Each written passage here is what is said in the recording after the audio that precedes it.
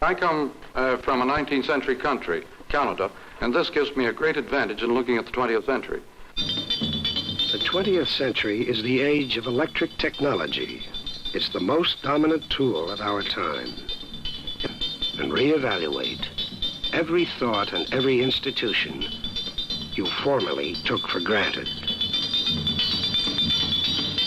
I know exactly where the boundaries begin. Mostly they begin in the United States. So any Canadian can see what you cannot see. That is, you live in the 20th century, more or less, and it becomes therefore invisible. The electric age is changing you. It is changing your family. It is changing your neighborhood. It's changing your education. It's changing your job. When are you going to do? It's changing your government. It's changing your relationship to others. These little circuits are making our world go. The electric age is having a profound effect on us. We are in a period of fantastic change that's coming about at fantastic speed. Your life is changing dramatically, and you are numb to it. Well, obviously his ideas are complex. I mean, he's an intellectual. A special kind of intellect. And his ideas are in the realm of intellect. They're complex ideas. But our society is a complex society. There are many people who want things, simplified. Of course, if intellect spoke in simple words, then people like me would be out of work. Well, the title, the medium is the massage, is a teaser, a way of getting attention. There's a wonderful sign hanging on a Toronto junkyard which reads, "Help beautify junkyards. Throw something lovely away today." And this is a very effective way of getting people to notice a lot of things. And so the title is intended to draw attention to the fact that a medium is not something neutral. It does something to people. It takes hold of them, it roughs them up, it massages them, it bumps them around, and as it were, chiropractically. And the general roughing up that any society gets from a medium, especially a new medium, is what is intended to be indicated in that title. The medium of our time, electric technology, everything from the light bulb to the telephone to the computer to jets to nuclear energy, is changing everything. We are in the middle of a tremendous clash between the old and the new. The medium does things to people, and they're always completely unaware of this. They don't really notice the new medium that is roughing them up. They think of the old medium because the old medium is always the content of the new medium, as movies tend to be the content of TV, and as books used to be the content, novels used to be the content of movies. And so every time a new medium arrives, the old medium is the content, and it is highly observable, highly noticeable. But the real roughing up and massaging is done by the new medium, and it is ignored. The idea that television, computers, and the rest are just tools that we use for better or worse isn't true. The way you react to them is what's important, not what's in them or on them. How you use your eyes to see, your ears to hear, brings about new forms of human association and action. The way we refer to this new situation created by the new television massage or treatment of our senses, and it is an evaluation made by the old visual types looking in the rearview mirror as usual, of something that is threatening the old values and reversing the old values. When information is brushed against information, the results are startling and effective. We are re-entering the old tribal world But this time we're going to go through the tribal dance and the tribal dream wide awake. The search for involvement and fill-in takes many forms. It's like drawing cartoons. You can't fill in all this because none of these things happen without some sort of cause or some sort of reason in the minds of other people. The discotheque, the go-go, as a form, is an area in which anybody who takes time can make interesting discoveries. Many of the things I talk about I find very irritating. That's what leads me to investigate them. You know, you look around for a hair of the dog that bit you. I look into many of the new forms simply because I find them very exasperating and irritating and troublesome to peace of mind and so on. And on the other hand, I've discovered to my amazement that if you take some violent and irritating process, say like radio or TV, and start looking at how it works, what it's doing to you and why it's doing it to you, you can get very enthralled, very excited. Television has been labeled sterile. There is nothing sterile about television, except in the eye of the beholder. The FCC type of observation of television, the totally irrelevant, totally incapable of coming to grips with this form. When you speak of sterility, you speak of the movie programs that are shown on TV. You're not talking about television at all. Marshall McLuhan is a professor of English at the University of Toronto and director of its Center for Culture and Technology. He's the author of several books and hundreds of articles whose sales increase daily and spreads. Suddenly, everybody, press, industry, corporations, and the new youth, have discovered him, and he has become a storm center of extreme controversy. My largest objections to his principle is that he's basically, and this is a distilled view of what I've gotten from his work and from his presence, a whimsical sociologist rather than a penetrating philosopher or a deep-thinking psychologist. The ordinary child of our culture is being educated, massaged by the TV form into a state of participation in all sorts of sensuous operations that the old visual culture carefully refrained from and kept distant from. The week after the book came out, you suddenly heard professors starting talking about the grain and the medium is the message, and suddenly all these little slogans, were all just being picked up, like that, and it became sort of rather sort of mud. Why should in the TV age scuba diving or skin diving suddenly become popular? I would say right offhand, the reason is very simple. TV watching is scuba diving. I do believe he is a popularizer. I do believe in 5 years we will look back at this book and perhaps shrug our shoulders. I don't think it's of long or lasting influence.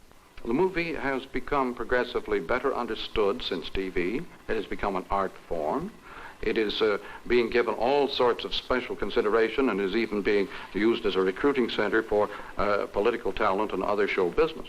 I think Mr. McLuhan seems to be awake to all of the media of modern life, certainly, and he understands perhaps either intuitively or with his very broad intelligence the meanings of the various major art movements, including pop art. Now that we have an electronic sort of world, we live imaginatively in the old frontier world of, horse opera. Salinger was the great hero, and strangely enough, for another group, A.A. Milne. So it doesn't have to do with adulthood or maturity necessarily. I believe some of these are fads. However, McLuhan, aside from youngsters who are now involved with Lord of the Rings in the same way, has some interesting things to say. And the fact that Madison Avenue got more involved with him than perhaps academia, and I'm talking about faculty level at academia, I believe is revealing. The fact is the telephone speeds up all patterns of human interrelationship so that all kinds of decision-making, all kinds of organizational life inside business and in the community are changed completely. His writing style is extraordinarily up-to-date.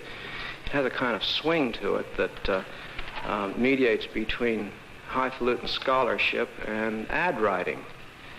And when you read that, although it doesn't read clearly all the way, somehow the cumulative effect of it is that you understand much better than if you heard some stuffy scholar talking in a classroom. To me, this is his role. He's talking about goggles, you know, and everybody's got a set of goggles. Everybody thinks his own set was given to him by God and is universal, natural, and supposed to be. And what he's saying, he says, just for a minute, think of the possibility that maybe your set of goggles is a private, idiosyncratic set of goggles. And suppose that the generation before had a different set of goggles, and you got this set of goggles, and you both think you're looking at it the same way, and you're not. No, the praise is not completely unanimous. Though Life has labeled him the oracle of the electric age, and the Herald Tribune said he may be the most important thinker since Newton, Darwin, Freud, and Einstein, he has also been called the high priest of pop culture, the intellectual celebrity, and even that nut professor in Canada. People being excited by McLuhan is that he really has a great knack for developing slogans, you know, like the medium is the message and the channel and the information, those sorts of slogans, and they're very appealing. I really have nothing against Marshall McLuhan, except that he got everything from Norbert Wiener, who was a mathematician. The medium I employ is the probe, not the package. That is, I tend to use phrases, I tend to use observations that tease people, that squeeze them, that push at them, that disturb them, because I'm really exploring situations. I'm not trying to deliver some complete set of observations about anything. I don't think he makes a decision. I don't think he commits himself, which, depending on your view of where our art is going, would either make him a potentially great artist or not one at all. I'm an investigator. I explore, and instead of explaining, I explore. Our time is a time for crossing barriers, for erasing old categories, for looking ahead. Ordinary people prefer to live in the immediate past, bonanza style. That is, modern suburbanite livers in USA live not in modern suburbia, they live in bonanza land. One stage back, the Cartwright territory is a much more comfortable territory to live in than modern suburbia. That is, emotionally, it is much more gratifying and secure to live in bonanza land, and it is the old environment. Every time a new environment forms with a new medium, people go back and live in the old one. When the Cartwrights were actually running USA, say back in 1850, 1870, people weren't living on the frontier at all. They didn't live in bonanza land when bonanza land actually existed. They were living back in Jeffersonian democracy. Are you living in today's world? In the new electric world, where everybody is involved in everybody, where everybody is involved in complex processes that are going on in the total environment, the old identity cards that used to constitute private identity, the old means of finding out who am I, will not work. People now have to encounter themselves in the inner world, Kierkegaard or existential style, in order to know who they are. The old methods of merely external identity by marks of occupation, national origin, age grouping, and so on, these will not serve any longer as means of distinguishing private identity. How much do you make? Have you ever thought about suicide? You are fast losing your private identity. Information is being collected about you, and it's being recorded in a corporate memory, making up one big computerized gossip column. Is unforgiving, unforgetful. And so it goes, every minute of every day. You're the mass man, the collective store of all that ever happened. The walls of your rooms are coming down. It's becoming a simple matter to wire and pick out of your homes your private, once solely personal life and record it. Bugging is the new means for gathering information. Who knows? Maybe you've been bugged for sound. It couldn't happen. What's that buzz? Privacy was almost unknown, even in Shakespeare's day. It came in after that period, in the 17th, 18th centuries, and it was dependent upon an architecture that sealed off spaces. People didn't live in private spaces in earlier periods, and it was with the coming of the book and the need for areas in private areas in which to read and study and so on that privacy gradually caught on as a value. I don't think privacy has quite the same meaning in our time that it used to have. I know, for example, a big business in Toronto where all the private offices have been dissolved, all the walls have been pulled out so that the participants in this business can sit together around tables in the middle of the big office space so that they can watch each other's responses to stocks and world events and so on. They want a perpetual dialogue going on among themselves as a response to world events. The family circle has widened, Mom and Dad. The world pool of information, constantly pouring in on your closely knit family, is influencing them a lot more than you think. The instantaneous world of electric informational media involves all of us, all at once. Ours is a brand new world of all at onceness. Time, in a sense, has ceased, and space has vanished. Like primitives, we now live in a global village of our own making, a simultaneous happening. Global village is not created by the motor car or even by the airplane. It's created by instant electronic information movement. The global village is at once as wide as the planet and as small as a little town where everybody is maliciously engaged and poking his nose into everybody else's business. The global village is a world in which you don't necessarily have harmony. You have extreme concern with everybody else's business and much involvement in everybody else's life. It's a sort of Ann Landers column writ large. And it doesn't necessarily mean harmony and peace and quiet, but it does mean huge involvement in everybody else's affairs. And so the global village is as big as the planet and as small as the village post office. We now share too much about each other to be strangers to each other. For example, in the age of the information explosion, all the walls go out between age groups, ethnic groups, between family groups, national groups, between economies. The walls all go out. People suddenly have to adjust themselves to this new proximity, this new interrelationship. And merely to tell them that this has happened isn't very helpful. What they need to know is, if it is happening, what does it mean to me? For example, in the matter of, say, automation and jobs.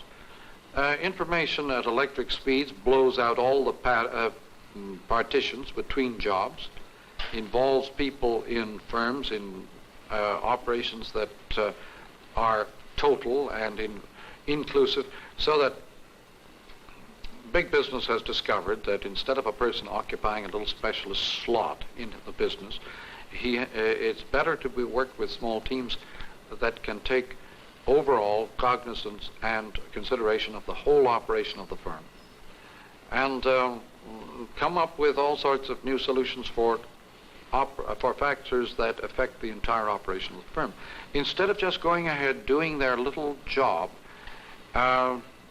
in the old pattern. Same way with private lives. What had formerly been private life tends to become more and more corporate. Today, the information level of education in the classroom is far below the level of modern home environment of electronic information. The reason that the 19th century child could take the curriculum and the schoolroom of his time with some seriousness was that he knew there was a considerable relation between what was going on in the schoolroom and what was going on outside. That is no longer true. We still go on 19th century style with classified subjects, instruction by stenciling on brain pans, and regurgitating in exam form. This is all 19th century factory system schoolwork, but it's no longer supported by the outside environment. The electronic environment makes an information level outside the schoolroom that is far higher than the information level inside the schoolroom. In the 19th century, the knowledge inside the schoolroom was higher than the knowledge outside. Today it is reversed. The child knows that in going to school he is, in a sense, interrupting his education. Education must shift from stenciled instruction to discovery, probing, and exploration. The young today want roles. They want total involvement now, rather than just fragmented, specialized jobs or goals. How can our youth look forward to a specialized job when the computer world of automation may eliminate that job? The reason that our educational system is in crisis is because we don't know how to stop this flow of data, this one-way flow of data onto the brain pans of the unfortunate and helpless students. All media or technologies work us over completely. They are so permeating throughout in their personal, political, psychological, moral, ethical, and social consequences that they leave no part of us untouched. Any new medium changes the image we have of our own bodies. For example, the motor car is a vast extension of our feet, and it turns you into a paraplegic in a powered armchair, as it were. But it changes completely the image we have of our bodies. With television, the image we have of our bodies is profoundly altered by the fact that the image goes inside us, and this has had a profound effect on the motor car. The safety car is partly the response or the effect of television on the motor car. Involvement in the motor car in a new way makes people feel that it's something they ought to be able to control and from which they might expect a certain degree of safety. This is very much a TV effect on motor car. It may destroy the motor car. But the image we have of our own bodies is completely altered by any new medium. Color television is not the old black and white television with color added. It is a new medium. It completely alters the image we have of ourselves. Our body percepts, as the psychologists say. Our body percept is something of which we are always unconscious. Your body percept changes directly with any alteration in temperature, any alteration in sound, any alteration in input through any of the senses affects your body image. Of this you are completely unaware. Only a psychiatrist can really make you aware of the image you have of your own body. All media are extensions of some human faculty, mental or physical. The wheel is an extension of the foot. The book is an extension of the eye. Clothing is an extension of the skin. Electric circuitry is an extension of the central nervous system. The extension of any one sense displaces the other senses and alters the way we think, the way we see the world and ourselves. When these changes are made, men change. Before the alphabet, our primary sensory organ was the ear. The great power of the phonetic alphabet, as discovered in antiquity, consisted in creating a means of translating all languages and all human activities into a common set of symbols, which were quite neutral and non-involving. Literate culture, as discovered by the Greeks and practiced by the Romans, created civilization in the sense that it created a high order of civilized culture from which people could detach themselves.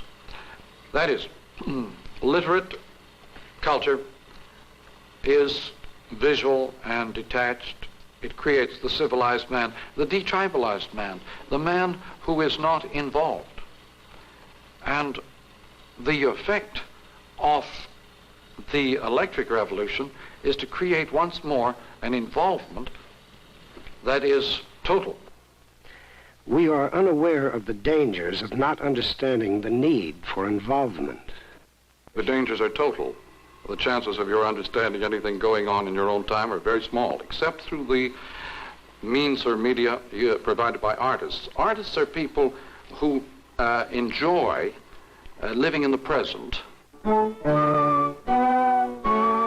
Since the time of the Renaissance, we have been contained by a visual monopoly.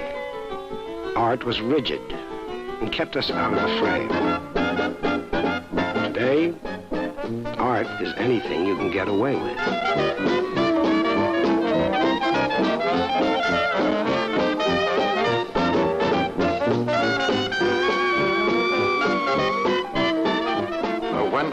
My own way of testing the sorts of effects that any new form is likely to have on us is to keep a sharp lookout on changing styles in the arts.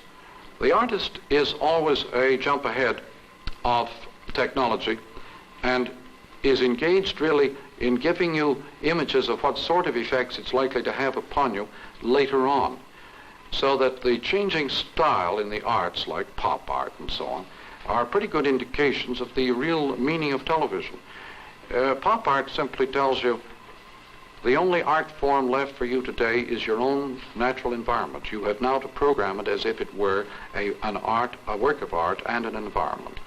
So to suddenly be confronted with the need to use the human environment itself as art form is one way of drawing attention to the fact that the new environments created by new media require a certain amount of human programming and control for our psychic life. Why should art and culture suddenly become very big business, like big science? The reasons are tied up with the fact that we're living in an information age. When you live in an information age, culture becomes big business, education becomes big business, and the cultural explosion or the information explosion becomes itself culture.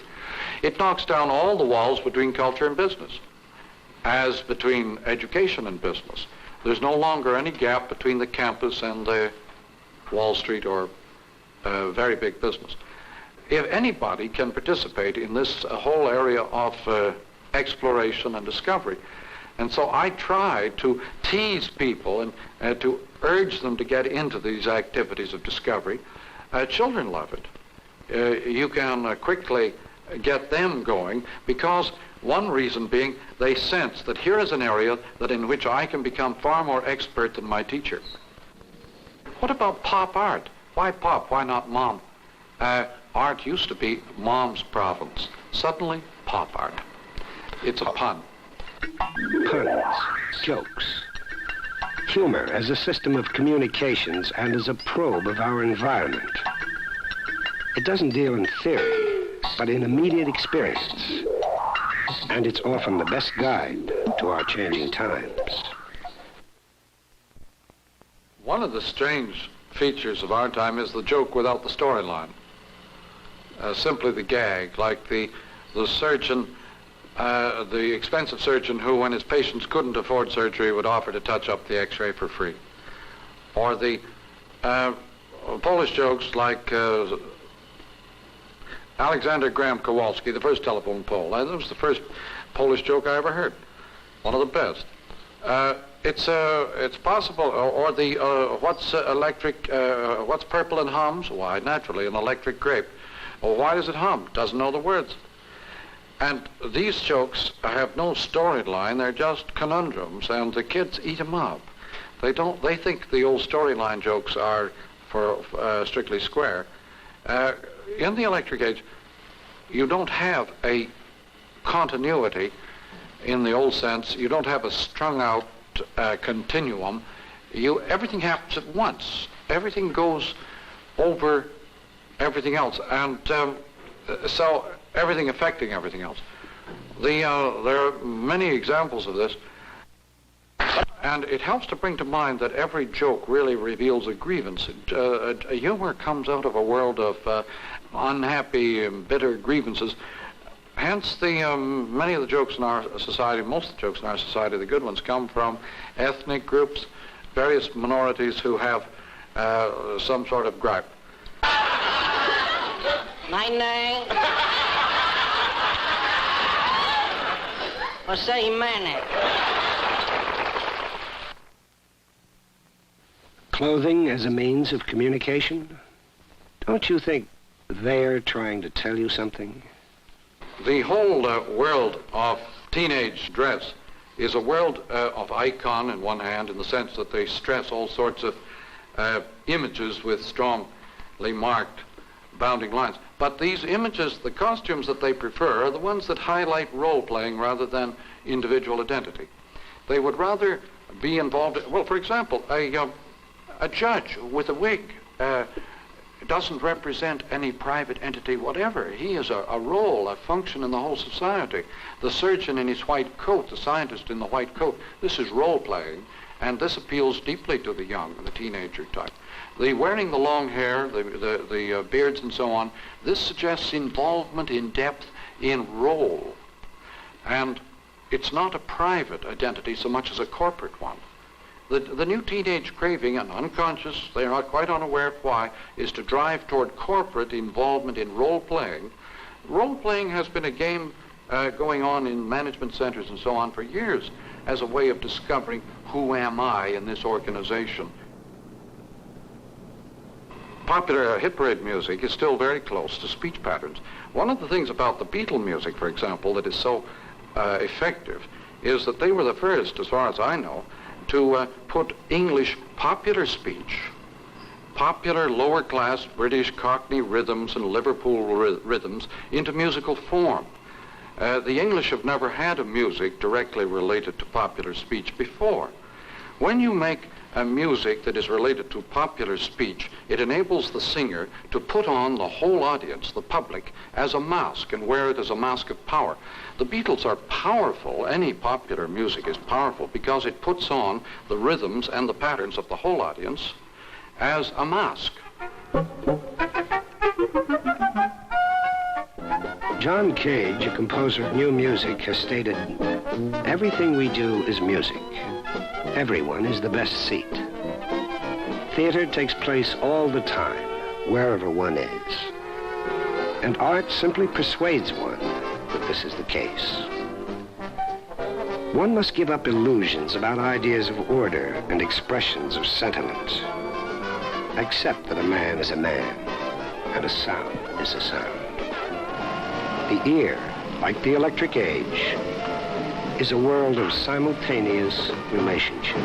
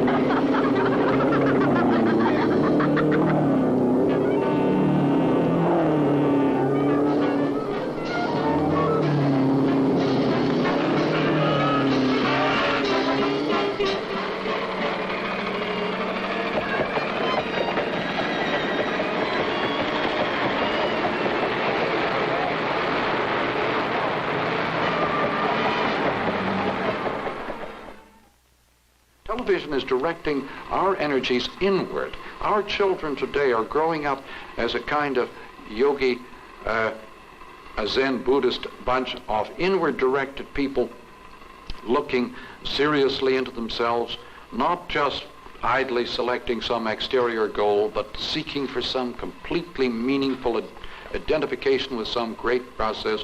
That's why Youth Peace Corps and so on appeals to children. It's not a job. It's a completely involving role. And so the television, I would say, has had this extraordinary effect of driving Western man inward. Western man has triumphed over nature because he's been oriented outward at the visible world. And now with television, he is being oriented inward to the invisible world. And LSD is merely one little side issue in TV effects. Television establishes the dynamics of our new age. With its always scanning finger, it reintegrates the human senses, thereby making books obsolete. Books are now art objects. Television demands participation and involvement of the whole being.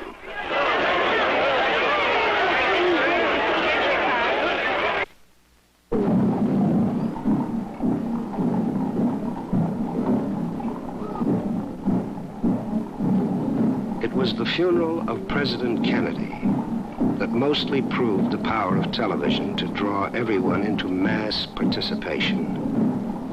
The entire nation and world were simultaneously united in a single emotion and involvement.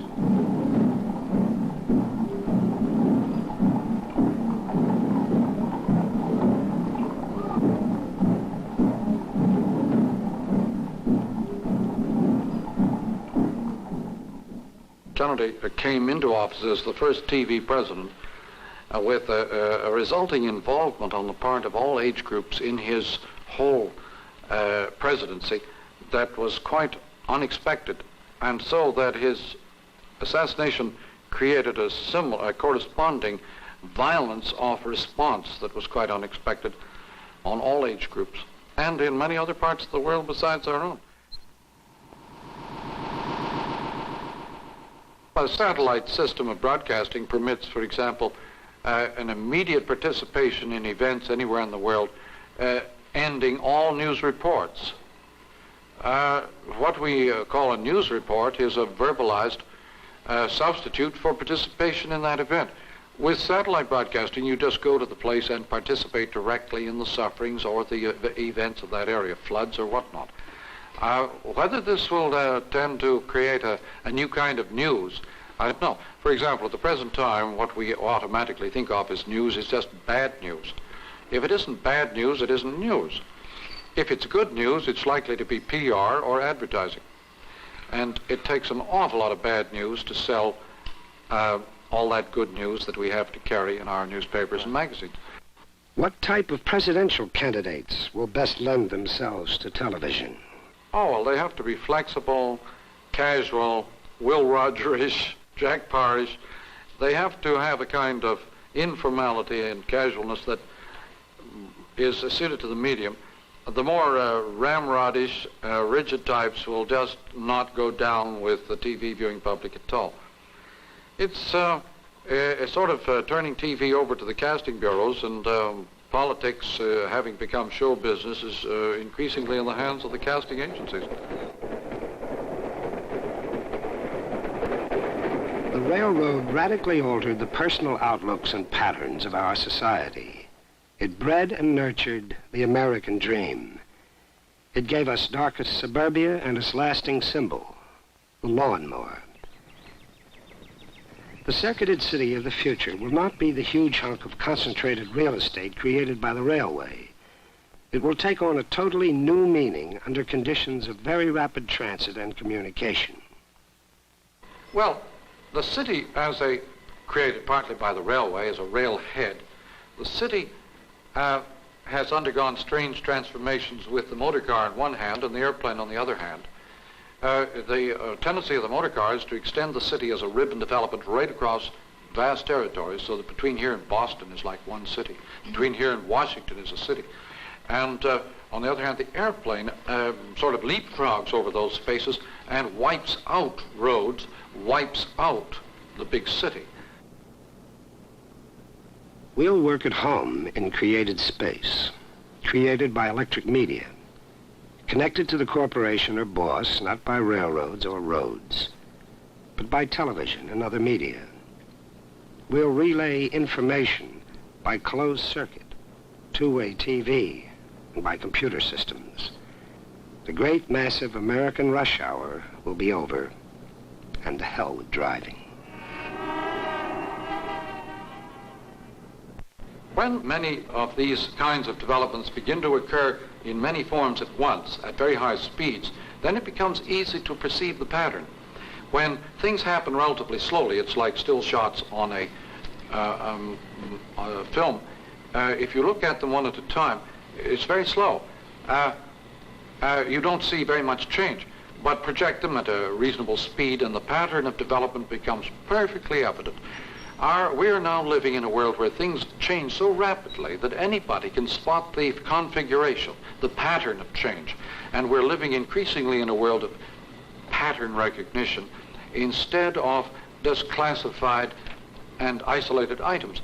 The whole speed up has tended to make everything much more intelligible and understandable than in the past. The speed of electric communication alone does not allow us to use purely visual material to comprehend the world. They are just too slow to be relevant or effective. We are moving from the habit of data classification, for they refer only to the past, not the present. Advertising agencies have always been mystified as to why is the storyboard more effective than the final product. And the answer to that is very important. It is that the incomplete form allows the audience more participation than the completed form. And now, a word from our sponsor. How many times do you suppose you've heard words to that effect, announcing a commercial? Often, probably, since they're sandwiched between the hours of TV viewing time. The quality and entertainment level of the commercial is getting very high. Fierce competition keeps the advertising agencies constantly reevaluating and recreating their images. To get and hold the viewer's attention, the advertisers reach for new ideas. More and more, because of repeated showings, the new approaches become familiar and accepted.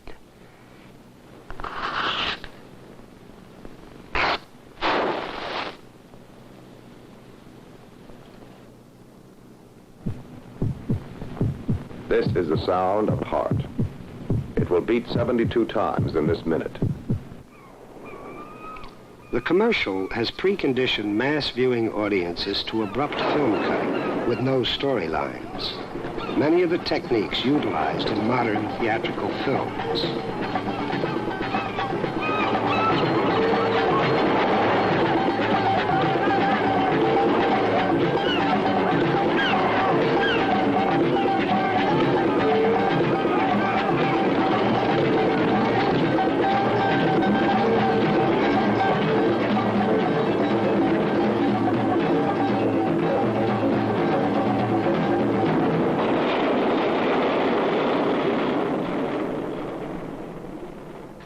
Fellini and Bergman and such pull the storyline off the film, and the result is that you become much more profoundly involved in the film process. When you put a storyline on a novel or a film, you're much less involved. All right, the detective story. Edgar Allan Poe discovered, you see, that if you take the storyline off the detective story, the audience has to participate and make the story as it goes. And so, paradoxically, pull the storyline off any situation and you get a much higher level of creative participation on the part of the reader or the audience. And the Fellini 8.5 is a world where the audience has to work very hard, same as abstract art. Same as Picasso. Picasso has a picture of man sitting in chair. There's no man, there's no chair. What Picasso was painting was what it feels like for a man to be sitting in a chair. The audience has to work this out and participate in the experience of sitting in a chair instead of just visually identifying chair and man. Movies are better than ever, but most movies are still hotter than ever. Hollywood often causes revolutions.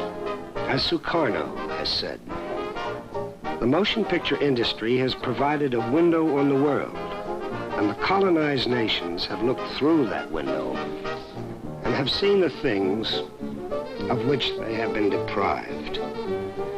It is perhaps not generally realized that a refrigerator can be a revolutionary symbol to a people who have no refrigerators. A motor car owned by a worker in one country can be a symbol of revolt to a people deprived of even the necessities of life. Hollywood helped to build up the sense of deprivation of man's birthright, and that sense of deprivation has played a large part in the national revolutions of post-war Asia. The conflict going on in Vietnam has a corresponding conflict within ourselves. We have a hot war being reported on a cool medium, and it creates a great deal of distaste and reluctance in the population at large, which is very difficult for most people to understand. So, cool is evolving, hot is not. My friend is fond of explaining that when he came to this part of New York, the cops told him, if you're ever in trouble, never shout help, shout fire. And He said, if you shout fire, all the windows will go up. You shout help, you'll get nothing. Help is too involving. It demands too much from most people. They're afraid.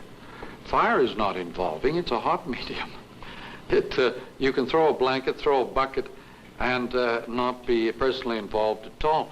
And so it's an extreme example of this strange conflict between hot and cool. But the movie medium is hot and loves violent events, just as the newspaper is hot and loves violent events. But the TV medium is so involving in the process of whatever's going on that it is cool, and when it handles war and the sufferings of war, it creates an audience involvement which makes war most untakeable. So this Vietnam is our first TV war, and people are finding it not too much to their liking. It may be necessary to ban it altogether from TV from now on. Media reach out to the very furthermost corners of the world. Hopefully, more and more cool media will be getting there soon to cool the temperatures raised by the hot media like radio and film. Real total war has become information war. The Cold War is the real war front and should be the only war, surrounding and requiring the involvement of everyone, all the time, everywhere. Whenever the bloody hot wars are waged, they are conducted in the backyards of the world with the weapons of the old technologies. The hot wars are tragedies which needlessly kill, maim, and destroy. The latest technologies have made hot wars meaningless, for there can be no victory. The hydrogen bomb is history's exclamation point. These technologies we play with create an inevitable chain of consequences. These consequences are inevitable only to people who are not paying attention to what's going on or to what they've done. You know, you press a button and start something. It's not inevitable that you must press the button. If you understand what's going to happen when you press it, doesn't it must press it? These are difficult times because we are witnessing a cataclysmic clash of two great technologies. The print technology of yesterday and the electric technology of today.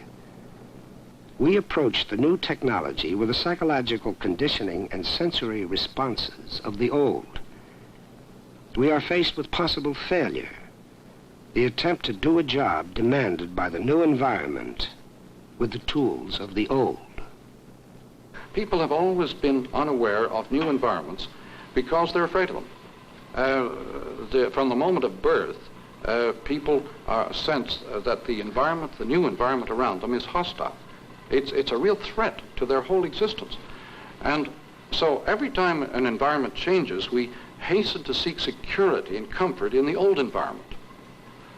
I was delighted to come across a passage in Shakespeare a few days ago, a familiar passage, which suddenly revealed the same message. One touch of nature makes the whole world kin, that each, with one consent, pursues newborn gods, though they be made and molded of things past. The new is always made up of the old, or rather what people see in the new is always the old thing, the rearview mirror. And what people see at any time, what their attention is focused upon, is always the rearview mirror, never the present image or the present fact. The future of the future is the present, and this is something that people are terrified of. The past went that away. When faced with a totally new situation, we tend to attach ourselves to the objects, to the flavor of the most recent past. Suburbia lives imaginatively in bonanza land. We look at the present through a rear-view mirror. We march backwards into the future. There are detracting voices who cry out, "The stars are so big, the earth is so small. Stay as you are." But can we afford to?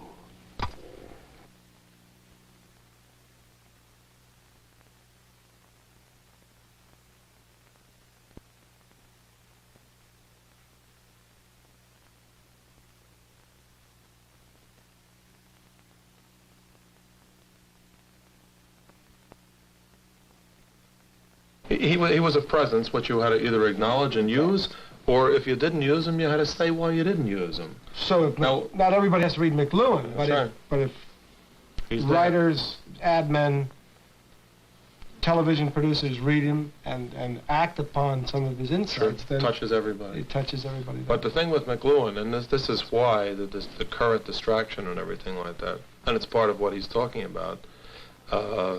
He's a victim of his own theories as well as the creator of them, you know, is the fact that the time span, which in Freud would have gone over 10, 15, 20, 40 years, is now happening to this guy in 18 months.